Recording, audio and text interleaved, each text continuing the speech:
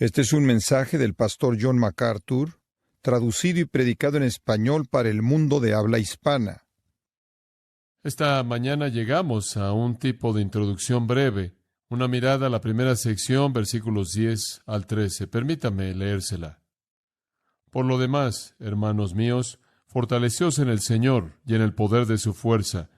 Vestíos de toda la armadura de Dios, para que podáis estar firmes contra las acechanzas del diablo. Porque no tenemos lucha contra sangre y carne, sino contra principados, contra potestades, contra los gobernadores de las tinieblas de este siglo, contra huestes espirituales de maldad en las regiones celestes. Por tanto, tomad toda la armadura de Dios, para que podáis resistir en el día malo, y habiendo acabado todo, estar firmes. Ahora, hasta ahí vamos a llegar en esta mañana. No vamos a agotar todo lo que hay en esos versículos, pero estaremos regresando a ellos la próxima vez cuando estudiemos esto y en las próximas sesiones. Entonces la vamos a ver a manera de panorama y vamos a concentrarnos en algunas cosas clave. Pero permítame recordarle brevemente el contexto al comenzar. En este libro, Pablo nos ha presentado las grandes realidades de estar en Cristo, lo que significa ser un creyente, lo que significa pertenecer a Dios, lo que significa tener al Espíritu de Dios morando en nosotros, lo que significa ser adoptados en la familia de Dios, lo que significa estar en Él, la posición del creyente, quién es Él en Cristo, quién es ella en Cristo, en dónde estamos, nuestra identidad, una definición de quién somos debido a Jesucristo.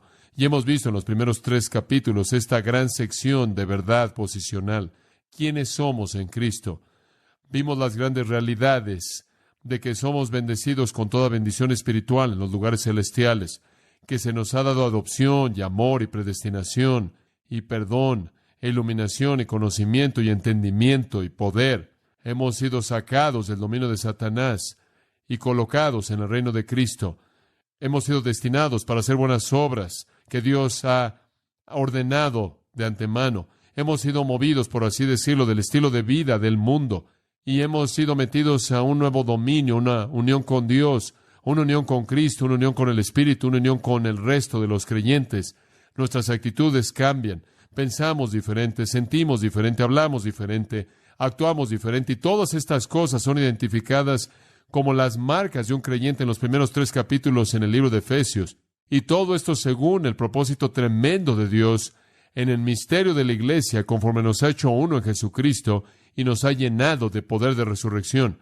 Y después, al llegar al capítulo 4, 5 y 6, vimos que nuestra práctica fue explicada, nuestra posición, quiénes somos, nuestra práctica, cómo vivimos, y el apóstol delineó los estándares de la vida que debemos alcanzar.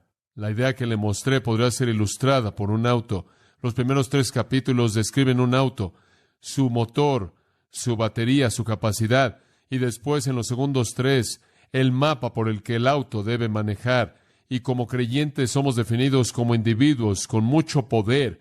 Y en los últimos 3 capítulos nos muestran a dónde vamos con este poder.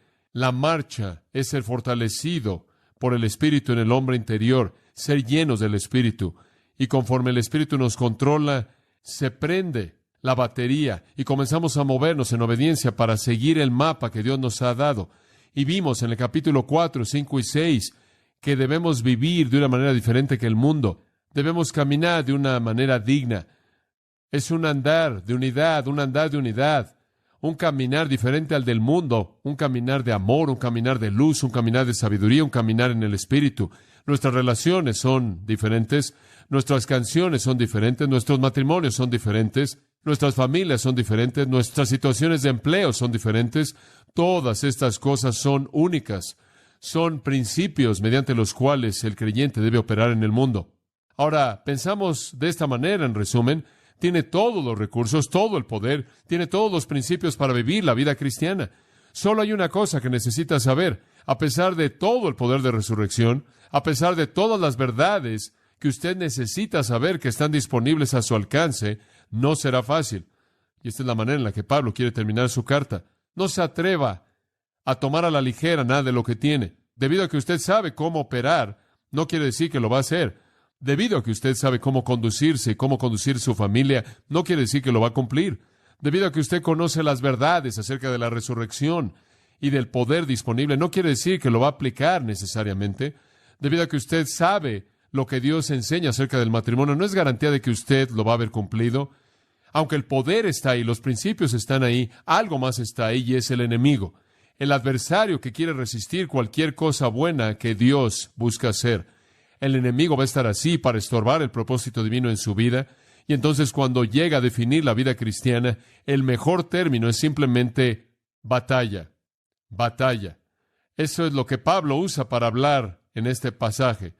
El hecho de que al final de su vida él dijo, he peleado la buena batalla. En su ministerio él dijo, no peleo como el que golpea el aire. A Timoteo le dijo, sé un soldado que soporta las aflicciones. De manera repetida en las Escrituras, la vida cristiana es vista como una batalla. Cuando Jesús comenzó su ministerio, el enfoque inicial de su ministerio fue una guerra con Satanás, un conflicto con Satanás después de 40 días de ayuno, en el cual Satanás se acercó a él y lo tentó sutilmente 3 veces, y la manera en la que su ministerio terminó fue de la misma manera en la que Satanás comenzó a sitiarlo, en el huerto de Getsemaní, y él comenzó a sudar grandes gotas de sangre.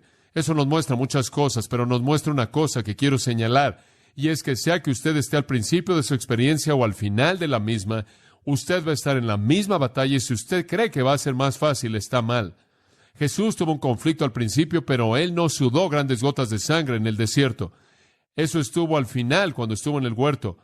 Si hubo algo, fue una intensificación de los esfuerzos del enemigo conforme Cristo se acercó más a cumplir sus metas. Me acuerdo cuando era joven, alguien me dijo, ¿sabes una cosa?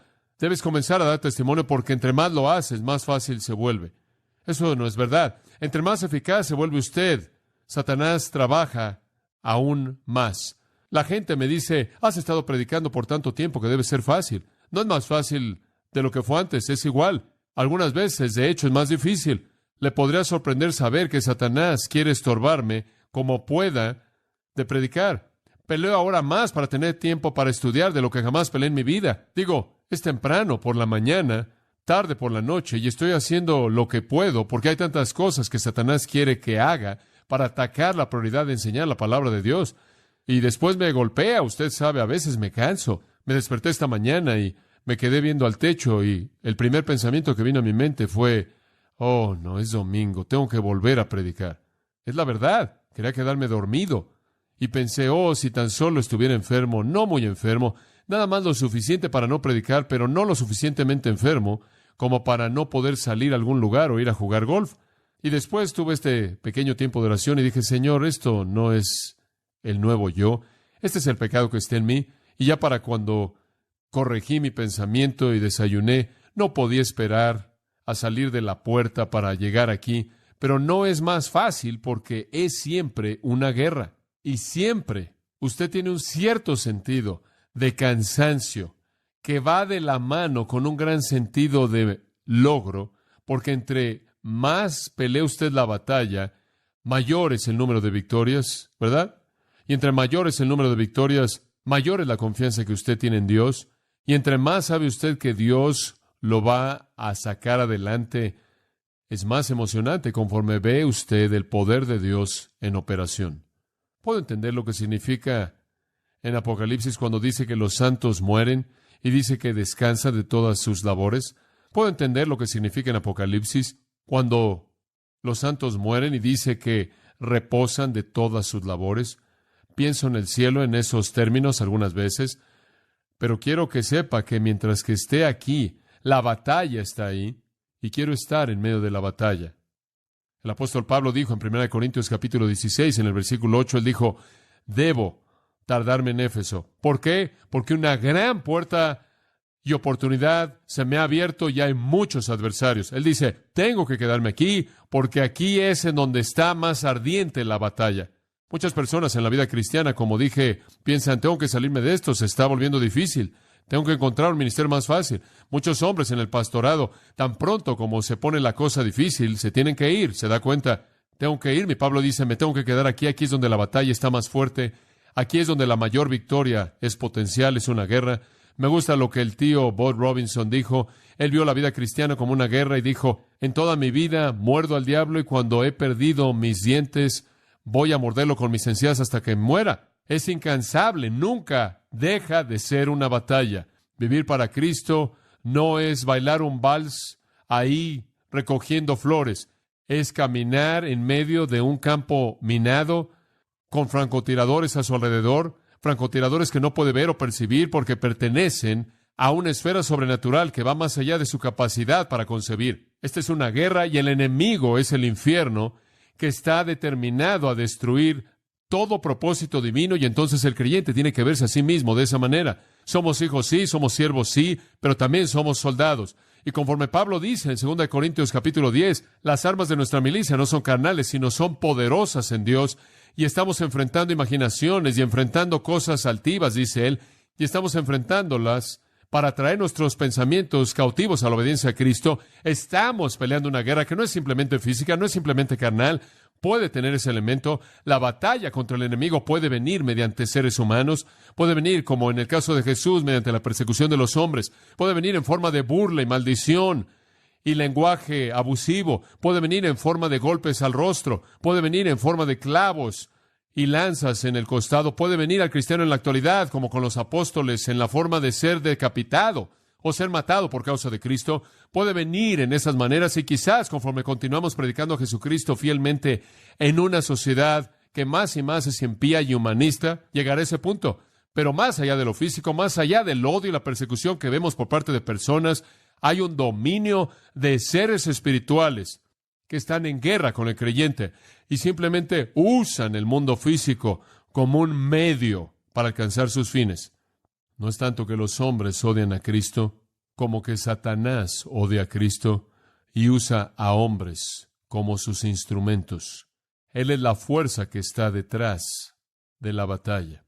Y entonces enfrentamos un enemigo que es tan fuerte y tan inteligente y tan engañoso y tan sutil, que si vamos a llegar a cumplir el potencial de nuestra posición, si vamos a llegar a vivir en práctica lo que somos en posición, si vamos a llegar a conocer la plenitud de la vida cristiana, debemos escuchar lo que Pablo dice al final de este libro.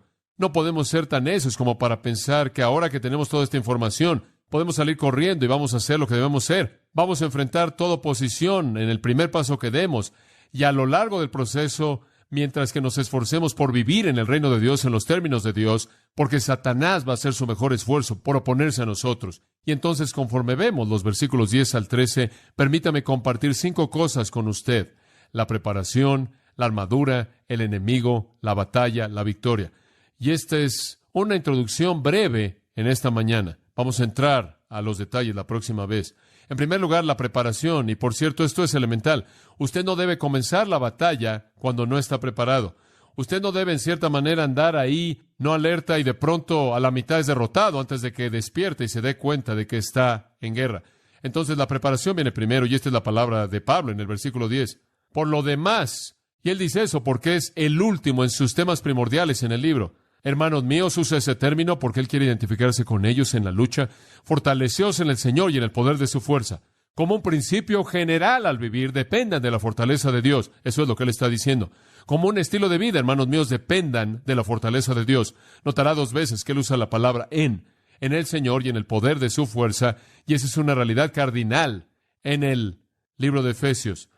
Estamos en Cristo, somos uno con Él, su vida es nuestra vida, su poder es nuestro poder, su verdad es nuestra verdad, somos uno con Cristo en Él, y entonces es en Cristo que somos fuertes, es en Cristo que su poder se vuelve nuestro poder. Y por cierto, no importa qué tan fuerte sea nuestro enemigo, y veremos qué tan fuerte es en un momento, su fortaleza es superior. No puedo evitar el pensar en la iglesia en Filadelfia en Apocalipsis capítulo 3, y habla de esta iglesia como una buena iglesia. De hecho, es una de las 2 de las 7 iglesias a la que no se le da ninguna condenación. Esta fue una comunidad justa de fe, y nuestro Señor les dice, tendrán una puerta abierta frente a ustedes. Esta fue una iglesia que estaba alcanzando a otros, una iglesia que fue bendecida por Dios, y después en el versículo 8 dice, y tienen un poco de fortaleza. Y sabe lo que es hermoso acerca de eso, es el hecho de que aún un poco de fortaleza preserva la iglesia. Dios es mucho más poderoso que Satanás, al grado que un poco de la fortaleza de Dios es suficiente para vencer a todos los enemigos. ¿Se da cuenta? Mayor es el que esté en vosotros que el que esté en el mundo. Y tan infinitamente mayor que la cantidad más pequeña de poder divino puede vencer a la cantidad más grande del poder del infierno y del enemigo, y entonces la fortaleza es nuestra en el Señor. En Filipenses 4:13, Pablo dice, todo lo puedo en Cristo que me fortalece. De nuevo, el recurso es nuestro. Amados, yo creo que tenemos ese recurso. Negar eso, para mí, es negar una realidad fundamental básica de la vida cristiana. Por no decir nada de ir en contra del pensamiento de Pablo y Efesios capítulo 6. Yo creo que en la cruz Jesucristo dio un golpe mortal a Satanás, como ha registrado en Hebreos 2:14, lo destruyó aquel que tenía el poder de la muerte. Yo creo que todo lo que tenemos que hacer es entrar en esa victoria. Escuche, si Cristo derrotó a Satanás en la cruz y yo estaba en Cristo, entonces yo derroté a Satanás en esa misma cruz.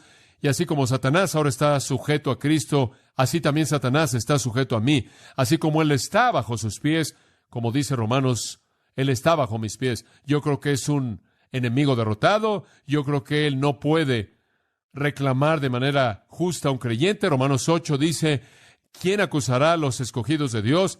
Debido a que Dios es el que justifica, y si Dios me ha declarado justo, y si Dios ha ganado la batalla, y si Dios tiene la victoria en Jesucristo, entonces esa victoria es mía, y Satanás no tiene poder para resistir el recurso de resurrección que mora en la vida de todo creyente. El punto es este: estamos en una guerra, pero no hay razón por la que perdamos y no hay razón para temer. El recurso divino nos pertenece. Timoteo, como un joven en el ministerio, había llegado a temer. Había sido sitiado por los deseos pecaminosos que rodean a los jóvenes. Él había sido rodeado por personas que estaban hablándole falsa doctrina y eran muy fuertes en lo que estaban haciendo. Él estaba siendo inundado por su propia timidez, de tal manera que literalmente se avergonzó del testimonio de Jesucristo. Él se avergonzó de su compañero en el Evangelio, el amado apóstol Pablo, quien lo había discipulado, y en medio de estos sentimientos terribles de timidez, de temor, de una falta de amor, vergüenza, deseos pecaminosos y todas estas cosas, el apóstol Pablo lo llama en 2 Timoteo 2:1 y le dice, esfuérzate en la gracia que es en Cristo Jesús. Timoteo, no hay razón para esto.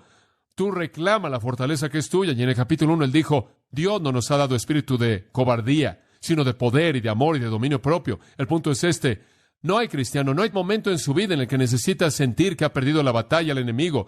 Dios nos ha dado en Cristo el recurso para la victoria. Aquel que es poderoso para hacer todas las cosas mucho más abundantemente, más allá de lo que pedimos o entendemos, según el poder que actúa en nosotros. Ahora, el hecho es que podemos ganar. Sabemos que vamos a ganar la guerra al final porque Cristo nos ha dado la victoria. No hay sentido alguno en el perder las batallas a lo largo del proceso, pero hay algunas cosas que necesitamos saber. En primer lugar, necesitamos tener nuestra fortaleza en el Señor. Y en segundo lugar, tenemos que tener puesta la armadura. Oímos mucho acerca de problemas demoníacos en la actualidad. Los cristianos supuestamente deben estarse preocupando por cómo se libran unos a otros de los demonios. Hay mucho de lo que se llama en la actualidad exorcismo cristiano, que es totalmente opuesto a las Escrituras. No hay palabra de esto en las Escrituras. De hecho, no hay incidente en todas las Escrituras en donde los demonios jamás fueron expulsados de un creyente en ningún momento, en ningún lugar. Cuando Satanás es enfrentado, él es enfrentado en términos de dos cosas. Una, la fortaleza del Señor, y dos, la provisión que Dios ha dado a todo creyente en Cristo. Siempre es así. Los rituales y los exorcismos y todo eso se oponen a las Escrituras. ¿Por qué? No necesitamos eso, porque el recurso está ahí. Eso es lo que quiero que entienda. Está ahí. En Efesios capítulo 1, en el versículo 19, habla del poder hacia nosotros que creemos. ¿Qué tipo de poder? Poderoso. Mucho poder. ¿Qué tan fuerte? El poder que resucitó a Cristo de los muertos y lo levantó y lo colocó a su diestra en los lugares celestiales, por encima de todo principado y poder y dominio y todo nombre que es nombrado, no solo en esta época, sino en la venidera. ¿Qué tipo de poder tenemos? El poder que conquistó la muerte en la cruz, el poder que conquistó la muerte en la tumba, el poder que exaltó a Cristo a la diestra y colocó a todo ángel y demonio en el universo bajo sus pies. Ese es el poder que tenemos. Ese es el poder hacia nosotros, de tal manera que le digo que todo creyente tiene un recurso dentro de él, que él o ella tiene para enfrentar a Satanás sin importar qué ataques el diablo pueda traer, pero en base a algunas condiciones. Una, que su fortaleza es en el Señor, no en sí mismo. Dos, que él cumpla las condiciones de la armadura, la provisión que Dios ha hecho. Y entonces la preparación, amados, significa que reconocemos que en el Señor el poder está disponible.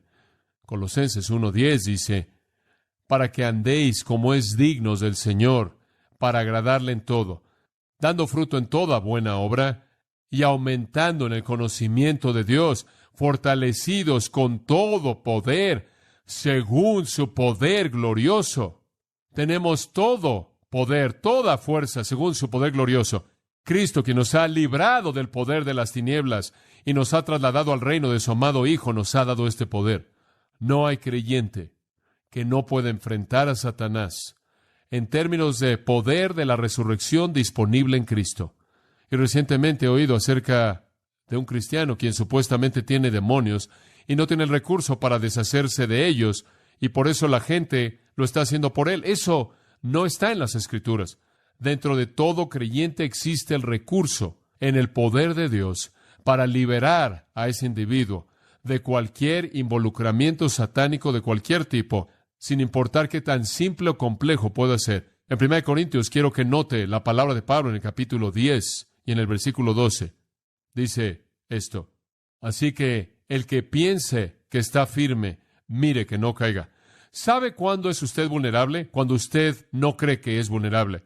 Cuando usted piensa, tengo toda la información, he dominado el libro de Efesios, inclusive lo he memorizado, tengo toda la información doctrinal, estoy bien, sé qué hacer, tengo los principios. O cuando usted cree que puede enfrentar a Satanás. Yo puedo enfrentar eso. Tengo todo el equipo necesario. El punto es este: cuando usted cree que lo puede hacer, no puede.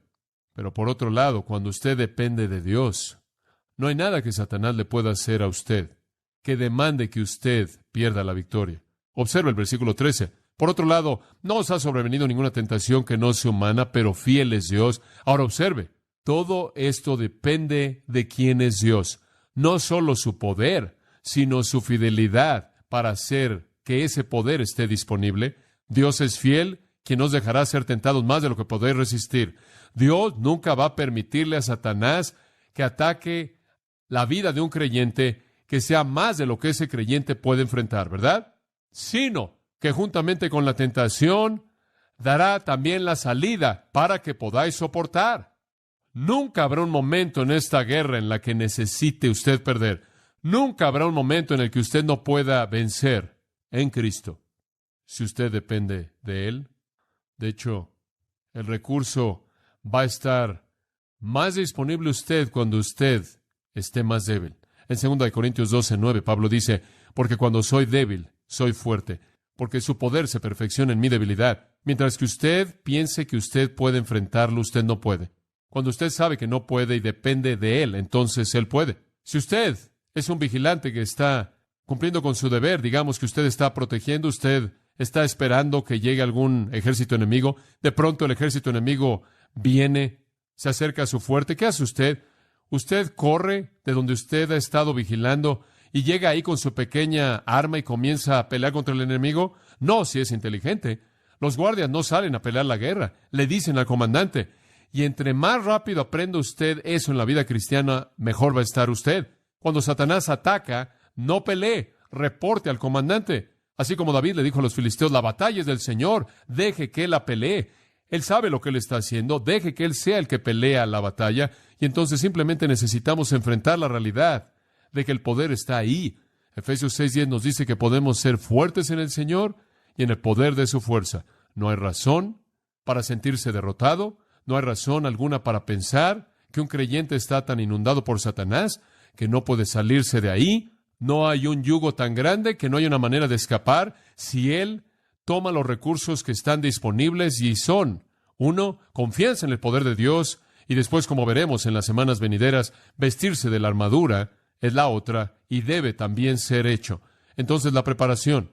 El Espíritu Santo le dijo a Josafat en una ocasión, la batalla no es tuya, sino de Dios. Hombre, qué gran cosa saber esto, porque a mí no me gustaría meterme en esta batalla, la cual es algo que ni siquiera puedo ver, algo espiritual, algo que va más allá de mí. No me gustaría estar en ese tipo de batalla sin que ni siquiera pueda ver al enemigo, saber cómo él operaba. Me da tanto gusto que la batalla le pertenece al Señor, y cuando la tentación viene, Satanás envía sus confusiones. Entonces yo le reporto al comandante en jefe, le pido que limpie mi vida y me haga un instrumento tan justo como él pueda hacerlo, y en esa justicia puedo permanecer sin temor, protegido por él. A partir de ahí nos movemos a la armadura, porque esa es la segunda manera en la que tenemos que enfrentar al enemigo. Versículo 11, vestíos de toda la armadura de Dios. Vamos a detenernos ahí. Vamos a entrar a eso a detalle, pero el creyente necesita saber que tiene que tener la armadura.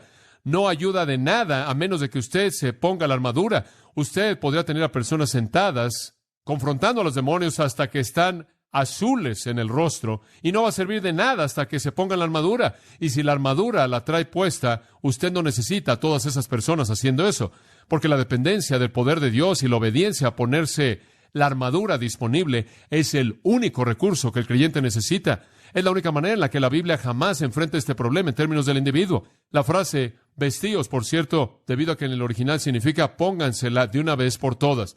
No es como uniformes de juego en donde usted se los pone el sábado cuando es hora de jugar.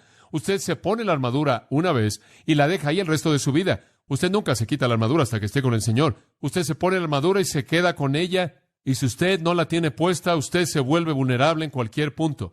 Y entonces Pablo, encadenado a un soldado romano, conforme escribió esto, ve todo el uniforme del soldado romano y toda la armadura que iba con ella como una ilustración perfecta de cómo el creyente debe estar preparado para pelear contra el enemigo. En el versículo 14 él habla de esta armadura.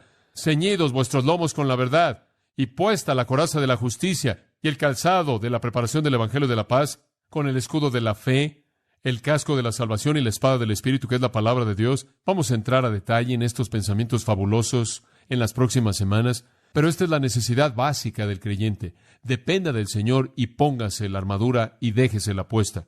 Y esa es la razón por la que le estoy diciendo.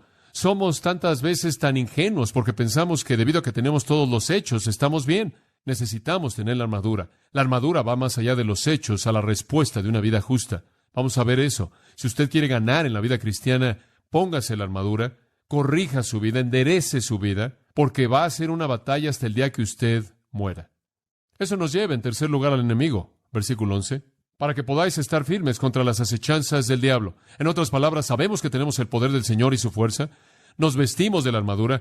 Estamos listos, obedientes con nuestra armadura, dependiendo del poder divino, y podemos estar firmes contra las acechanzas del diablo. Siempre el creyente debe estar firme porque Satanás lo va a atacar. Usted no necesita ir a buscar al diablo. Siempre me preocupo por personas que se meten a situaciones y comienzan a confrontar a demonios y a mandarle a demonios y a hablarle a demonios porque realmente está entrando en un área en donde no tiene información. Usted simplemente quédese por un tiempo y van a estar ahí, y usted realmente no tiene que involucrarse con ellos. Usted enfrenta con el poder de Dios y usted enfrenta con la armadura que tiene, y Dios mediante eso se va a encargar del enemigo. Usted esté firme. Ahora, nunca se nos dice en la Biblia que debemos atacar al diablo tampoco. Simplemente se nos dice que debemos resistirlo y que él huirá. Esté firme, sea fiel. Eso es lo que dice él ahí. ¿Quién es el enemigo? Es fácil verlo, el diablo. La gente dice, oh, no hay diablo. El diablo es simplemente un disfraz de Halloween que tiene una cola con una punta al final y dos pequeños cuernos y un trinche. Eso no es lo que la Biblia dice. La Biblia nos dice que hay un diablo real y que no es nadie más que Lucifer, el ángel más grande. Lea Isaías 14, Ezequiel 28, habla de este ángel. El querubín ungido, el que brillaba con todas las joyas del cielo, el ser más elevado que jamás Dios hizo. Este ser angélico ungido quería ser como Dios, y en el pecado del orgullo él fue expulsado del cielo, y Apocalipsis 12 dice que como un gran dragón él cayó, y con su cola él arrastró a un tercio de los ángeles con él. Entonces Lucifer, este ángel caído, es el más elevado de los ángeles, guía a una multitud de un tercio de todos los ángeles que Dios jamás creó. Y hay literalmente millones de ellos, y estos entonces se vuelven el enemigo demoníaco. Este es el diablo. Jesús creyó en él. Él habló con él en Mateo 4. Él habló con él en Juan 14, Juan 16 y demás. Los apóstoles creyeron en él. Pablo habló de él. Pedro habló de él. Santiago habló de él. Si usted ve la historia, usted sabe que hay un diablo. Él tentó a Eva en Génesis 3. Él tentó a Cristo en Mateo 4. Él permitió la palabra de Dios en Mateo 4 y se opuso a la obra de Dios en Zacarías 3. Él estorbó al siervo de Dios en 1 Tesalonicenses 2. Y él estorba el evangelio en 2 Corintios 4. Él atrapa al impío en 1 Timoteo 3. Él desea a las naciones en Apocalipsis 16. Él es un ángel de luz en 2 Corintios 11. Él pelea con Miguel en Judas. Él trajo el pecado al mundo en Génesis 3. Él ahora tiene al mundo entero bajo su dominio, 1 Juan 5. Él ha operado a lo largo de toda la historia. Él tiene títulos personales. La Biblia lo llama en Ezequiel 28 el querubín ungido, en Juan 16 el príncipe de este mundo, en Efesios 2 el príncipe de la potestad del aire, en 2 Corintios capítulo 4 él es llamado el Dios de este siglo, y en Lucas 11:15 él es el príncipe de los demonios. 52 veces él es llamado Satanás, lo cual significa adversario.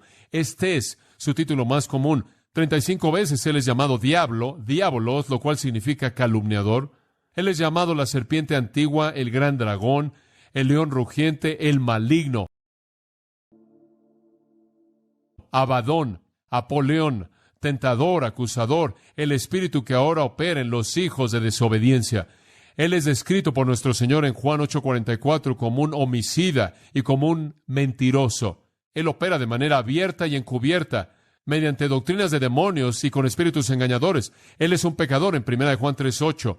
Él es un imitador en 2 Corintios 11:13 al 15. Él es un enemigo formidable en términos de fuerza. Lucifer, caído del cielo, el gobernante de una enorme multitud de seres demoníacos, quienes han existido durante siglos y miles de años desde que cayeron por primera vez y desde que fueron creados inicialmente, han estado aquí durante mucho tiempo, son inteligentes, son sutiles, son invisibles, son astutos, son superhumanos y son nuestro enemigo. Y dice en el versículo 11 que operan en base a las acechanzas del diablo, metodeia, métodos, y la palabra es usada en Efesios 4:14 y es traducida estratagema, mediante la cual esperan para engañarnos. ¿Acerca de qué? Como niños arrojados por todo viento de doctrina.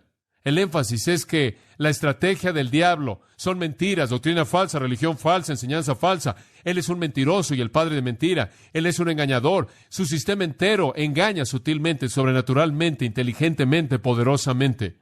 Él ha engañado a la humanidad mediante sistemas religiosos falsos. Es increíble cuán sofisticados son.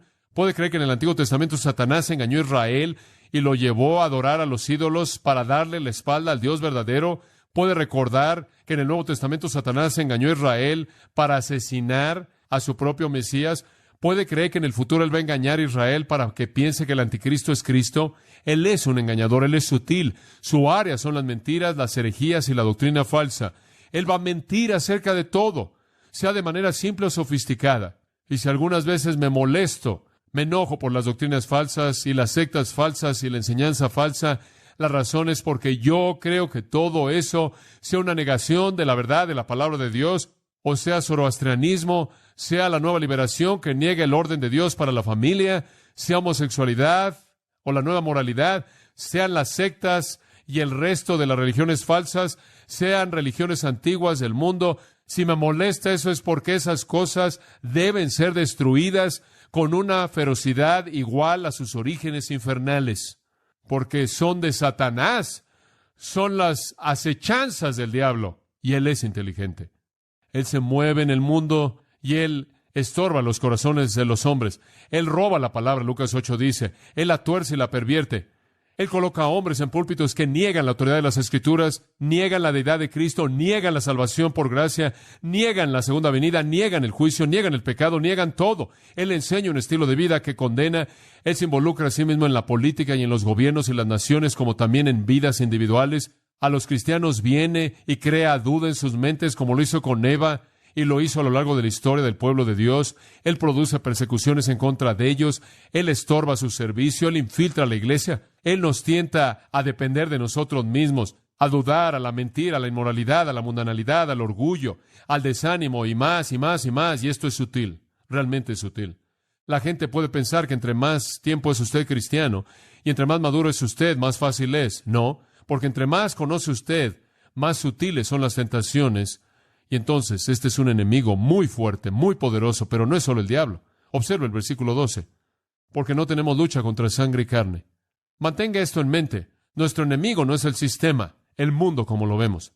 Ellos pueden perseguirnos y algún día pueden hacernos lo que le hicieron a Jesús. Juan 15, él dijo, no les sorprenda si los persiguen y los matan y los odian. Me odiaron a mí, me persiguieron a mí, me mataron a mí. ¿No esperarían que ellos trataran a los siervos de manera diferente de lo que trataron a su Señor? Así que no les sorprenda. Pero el enemigo real no es carne y sangre. Las armas reales de nuestra batalla no son carnales, sino principados, potestades, los gobernadores de las tinieblas de este mundo, huestes espirituales de maldad en los lugares celestiales. Todos estos son términos para describir a demonios. Es un imperio demoníaco el que es el enemigo real con el que luchamos. Y la palabra lucha no está hablando de un simple juego deportivo. En los tiempos romanos, cuando los luchadores entraban al ring para luchar, la idea es que se colocaban 2 manos en el cuello del hombre en esta posición y no presionaban únicamente sus hombros, sino su cabeza. La presionaban al suelo. Y si su cabeza estaba en el suelo durante cierto tiempo, moría. Si solo sus hombros tocaban y usted no colocaba su cabeza, él vivía para volver a pelear. Y Satanás lucha con nosotros mediante sus demonios y nosotros con él. Y este es un asunto de vida o muerte. Ellos leen la Biblia, ellos saben cómo va a terminar todo, ellos saben que hay un foso, ellos saben que hay un lugar eterno creado para ellos, y ellos van a hacer todo lo que puedan para estorbar las cosas de Dios, para cambiar eso. Y entonces es una lucha a nivel que no es humano y no es ningún deporte. De hecho, los humanos simplemente están engañados y metidos en una guerra sobrenatural, simplemente engañados para pelear por las causas de Satanás. Y entonces nuestro enemigo es un enemigo sutil. Y sabe una cosa, cuando comienzo a pensar en lo inteligente que él es, y cuando usted ve a personas que quieren meterse en estos asuntos demoníacos, hombre, no saben lo que se está metiendo, usted no lo puede enfrentar. John Walden, un amigo mío, ha investigado tanto las sectas que probablemente es el investigador más prolífico de las sectas en la actualidad, y me envió un reporte y en él discute algo, él explica algo de este asunto, y esto es lo que él dice. Dios no nos hizo de tal manera que podemos operar ni de manera segura ni eficaz en un ambiente de demonios, aun si es neutral, lo cual claramente no es. ¿Quién sabe lo que los demonios pueden hacer en su propio ambiente y en qué interrelaciones existen o qué puede ser producido entre su mundo y el nuestro? No fuimos hechos para volar en esferas astrales.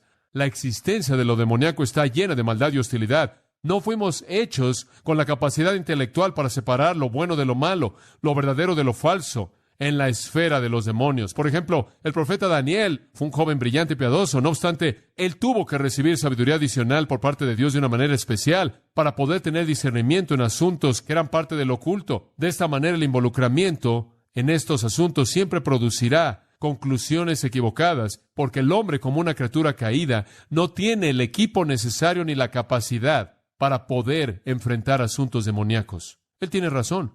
Reporte usted al comandante. Reportarle al comandante es todo lo que necesita hacer. Vístase de la armadura. No se meta con el dominio que usted ni siquiera puede comprender. Y entonces esta es una mirada al enemigo en contra de quién necesitamos la armadura, en contra de quién necesitamos la preparación. Y entender la batalla es importante. No va a ser fácil para usted vivir la vida cristiana, tampoco es fácil para mí, pero le voy a decir una cosa. Las únicas cosas que importan en la vida, las únicas cosas que tienen un sabor dulce en la vida son las cosas por las que usted trabaja duro para obtenerlas, ¿no es cierto? Las cosas en donde usted ve victoria real. El gozo más grande en un día es saber que yo he vencido a Satanás. Escuche, Satanás existe. Sus demonios están por todos lados. Me conocen. Le he hablado de eso. En una ocasión, entré en una oficina en donde una persona estaba llena de demonios y los demonios comenzaron a gritarme, sáquenlo de aquí, ¿saben quién soy? Me conocen, pero ¿sabe una cosa? Esa es la única ocasión en la que estuve en una conversación con ellos. Una vez en 10 años. Ni siquiera me meto con ellos. ¿Sabe por qué? Porque la Biblia no me dice que haga eso. No sé lo que están haciendo. No sé qué tipo de juegos juegan. Esa es una esfera en donde yo no me meto. Yo no hablo con ellos. Yo no les pongo atención. Simplemente me pongo mi armadura, le reporto al comandante y ¿sabe una cosa? En 10 años, Dios sigue bendiciendo el ministerio aquí y no le hemos puesto atención a eso. Escuche, ellos saben que estamos aquí, pero no me importa cuántos de ellos me ataquen. 1,000, 10,000, 100,000, 1,000,000. No me importa si todos se agrupan. No me importa si Satanás mismo viene contra de mí. ¿Sabe una cosa? Mayor es el que está en mí que el que está en el mundo y tengo un recurso en Cristo para enfrentar esa esfera. Escuche, estoy convencido que durante los últimos 10 años han estado tratando de detener lo que Dios está haciendo aquí, pero no pueden tener éxito. No pueden tener éxito mientras que seamos fieles. Colocar la fortaleza en donde pertenece en Dios y la humildad para saber que no tenemos fortaleza en nosotros mismos y mantenernos con la armadura puesta, vivir una vida justa. No me importa si todo el infierno viene en contra de nosotros, es impotente, inclusive si tuviéramos un poco de fortaleza como la iglesia en Filadelfia.